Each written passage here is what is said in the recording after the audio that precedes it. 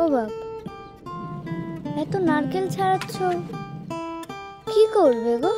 আরে কাল বাদ পরশু লক্ষ্মী পুজো না, শহরে এই নারকেলগুলো নিয়ে গেলে ভালো দাম পাবো। আমি তোমার সাথে যাবো গো। তোকে এতক্ষণ ধরে বলতেছি, তুই বুঝতে পারছিস নি? মারবো টেনে এক চড়।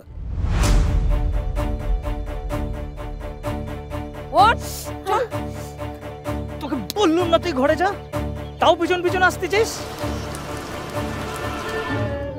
তুই তোর বাপের কথা কিছু মনে করিসনি। তোকে মারার পর তোর বাপ খুব কাঁদতেছিল।